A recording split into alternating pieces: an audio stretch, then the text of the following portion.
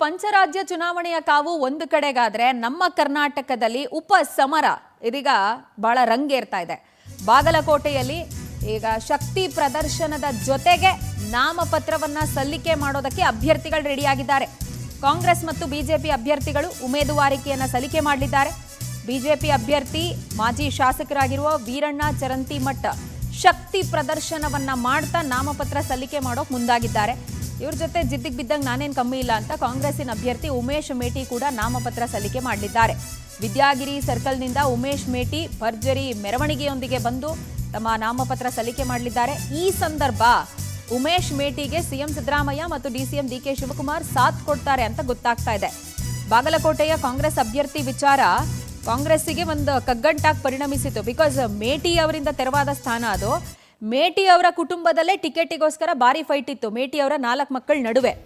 ಅವರನ್ನೆಲ್ಲ ವಿಧಾನಸಭೆಗೆ ಕರೆಸಿ ಅವ್ರ ಮನವೊಲಿಸಿ ಎಲ್ಲ ಒಟ್ಟಿಗೆ ಇರಿ ಅಂತ ಮುಖ್ಯಮಂತ್ರಿಗಳು ಒಂದು ಸಂಧಾನ ಮಾಡಿ ಅದಾದ ಬಳಿಕ ಇವರಿಗಿದ್ದಂಥ ಇಂಟರ್ನಲ್ ರಿಪೋರ್ಟ್ಸು ಯಾರು ಗೆಲ್ತಾರೆ ಅನ್ನುವಂಥ ರಿಪೋರ್ಟ್ ಏನು ಪಡ್ಕೊಂಡಿತ್ತಲ್ಲ ಕಾಂಗ್ರೆಸ್ಸು, ಅದರ ಬೇಸಿಸ್ ಮೇಲೆ ಈಗ ಉಮೇಶ್ ಮೇಟಿ ಅವರಿಗೆ ಟಿಕೆಟನ್ನು ಕೊಟ್ಟಿದ್ದಾರೆ.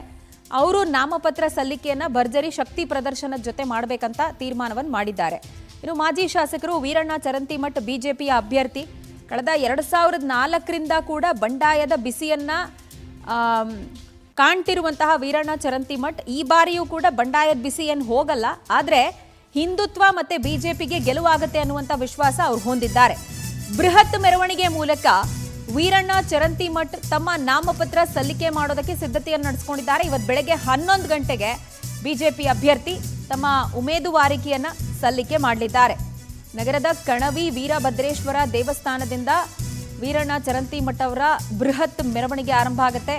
ಬಸವೇಶ್ವರ ಸರ್ಕಲ್ನ ತನಕ ಶಕ್ತಿ ಪ್ರದರ್ಶನ ನಡೆಸಬೇಕು ಅಂತ ಹೇಳಿ ಸಿದ್ಧತೆಯನ್ನು ಮಾಡಿಕೊಂಡಿದ್ದಾರೆ. ಇವರಿಗೆ ಕೂಡ ಬಿಜೆಪಿಯ ಮೋಸ್ಟ್ ಇಂಪಾರ್ಟೆಂಟ್ ಫೇಸಸ್ ಸಾಥ್ ಕೊಟ್ಟಲಿದ್ದಾರೆ. ಕೇಂದ್ರ ಸಚಿವ ಪ್ರಹ್ಲಾದ್ ಜೋಶಿ, ಬಿಜೆಪಿ ರಾಜ್ಯಾಧ್ಯಕ್ಷ ಬಿವೈ ವಿಜಯೇಂದ್ರ, ಮಾಜಿ ಸಿಎಂ ಹಾಲಿ ಸಂಸದ ಜಗದೀಶ್ ಶೆಟ್ಟರ್ ಮತ್ತು ಮಾಜಿ ಸಚಿವ ಬಿ ಶ್ರೀರಾಮುಲು, ಸಂಸದ ಗೋವಿಂದ ಕಾರಜೋಳ ಸೇರಿದಂತೆ ಬಿಜೆಪಿಯ ಪ್ರಮುಖರೆಲ್ಲರೂ ಕೂಡ ವೀರಣ್ಣ ಚರಂತಿಮಠ ಅವರ ಪರವಾಗಿ ನಾಮಪತ್ರ ಸಲ್ಲಿಕೆ ಮಾಡುವಂಥ ಸಂದರ್ಭದಲ್ಲಿ ಜೊತೆಗೂಡ್ತಿದ್ದಾರೆ ಅಂತ ಗೊತ್ತಾಗ್ತಾ ಇದೆ. ಕಣವಿ ವೀರಭದ್ರೇಶ್ವರ ದೇವಸ್ಥಾನದಿಂದ ಈ ಬೃಹತ್ ಮೆರವಣಿಗೆ ಆಗೋದು.